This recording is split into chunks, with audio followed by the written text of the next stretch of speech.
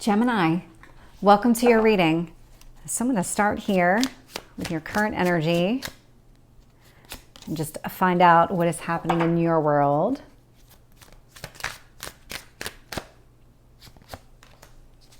What do you need to focus on? And your past?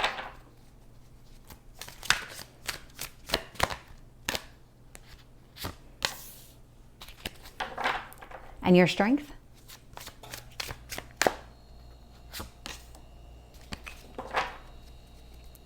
Gemini, this is a very strong reading for you. Very strong. What else do you need to know?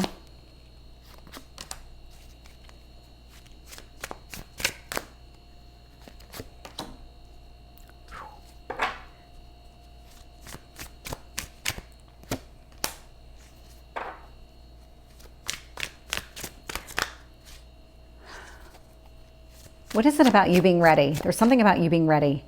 Do you feel like you're not ready? You're almost ready? That you're going to miss something if you're not ready? There's something here about being ready. Looking here, bottom of the deck, Lovers. So I do love to see that. That's your card. So there's a lot of, maybe that's it. Maybe you're just trying to get ready. Maybe you're just trying to reground yourself right now and be ready for whatever's coming in, because there is something coming in for you here. Ace of Pentacles. So I'm definitely picking up a love interest, even if I didn't have your card at the bottom of the deck. Queen of Pentacles, Ace of Pentacles. So the person that you're calling in, or the type of relationship that you're calling in, is one that's very grounded, very practical, very stable. There's lots of potential here for longevity. The universe wants you to focus on more of passions and like what interests do you have in common, where can you develop and grow this connection, as opposed to, oh hey, let's just get to know each other and, oh, you know what, that seems good enough. No, it's about really growing the connection. That's what this Queen of Wands is here. Identify those opportunities where you can do things together. Identify those opportunities where you can maybe take classes together if it's cooking, and just kind of accelerating and deepening whatever connection is starting to form here. That would be the way forward. Divine timing, definitely at play. Sagittarius energy, Queen of Wands, Aries, Leo, Sagittarius energy. We also have the strong earth energy here. So you could be dealing with really any fire sign, any earth sign. Those are the two that are coming through predominantly. So earth would be the Taurus, Virgo, Capricorn, and, you know, fire sign, Aries, Leo, Sagittarius. In your strength position, it is about really taking that leap of faith, going into the unknown. So you don't need to have all the answers to recognize that it's an adventure, and let's learn as we go. And what this is actually doing for you is it's getting you out of your head.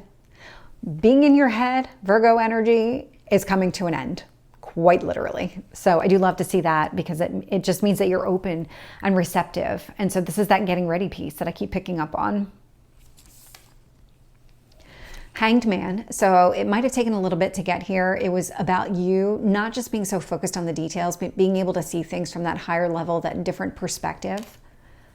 Emperor energy, it was about, you know, just taking that initiative, figuring out what direction that you needed to go in. How do you best approach, and what actions do you need to take? And so that's Aries energy, fire. Temperance, Sagittarius, some more fire. So again, lots of fire here.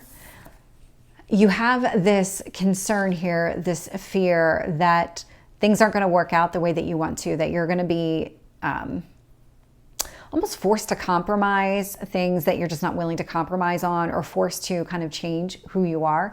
It's a fear. That's not reality. There is this movement here. So I am seeing this Eight of Cups, and it's really coming across as a movement, because the Eight of Cups is moving towards the Nine of Cups. And so you're moving away from whatever options may have existed in the past to move towards what it is that you truly want. So let's start clarifying and see what else we get to this story. Ace of Pentacles, Queen of Pentacles, Magician. Yeah, so this is really manifesting, bringing in exactly what you want. I do love to see that. Queen of Wands, the Fool, I love to see that too, because the universe wants you to focus on that. How do you kind of move forward with this? Fool showing up down here. Let's get Temperance on your past position.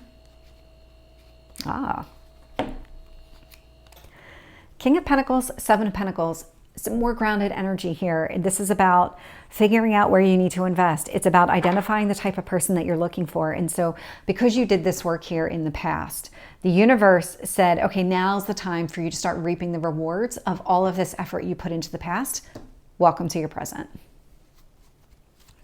Tell me about the Fool.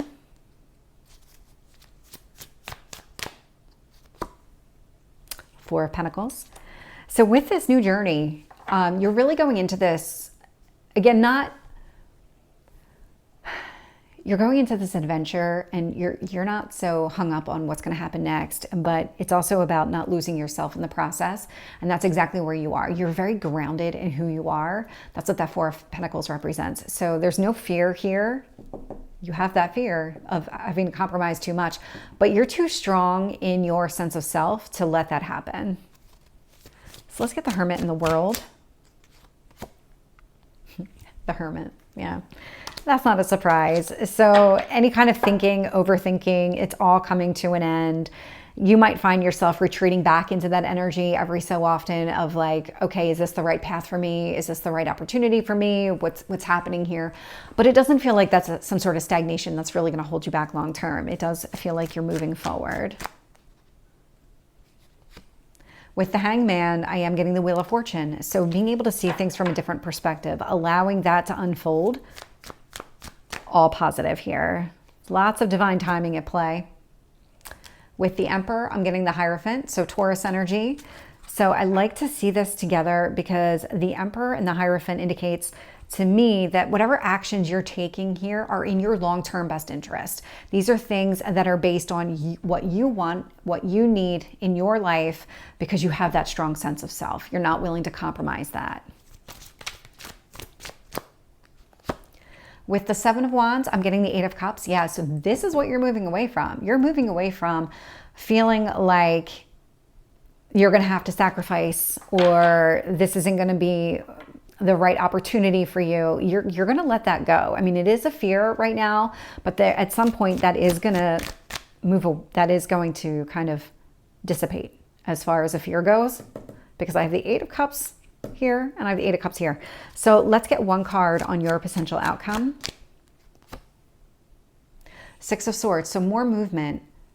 But what I like about the Six of Swords, so in the traditional deck, it's actually a couple that's moving and they're moving towards something.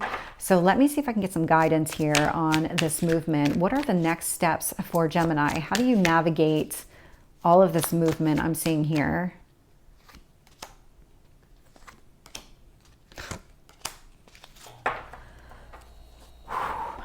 Okay.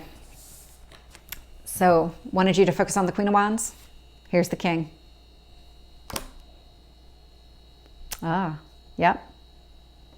What's really interesting here is I've got the King and the Queen of Pentacles out, and now I've got the King and the Queen of Wands.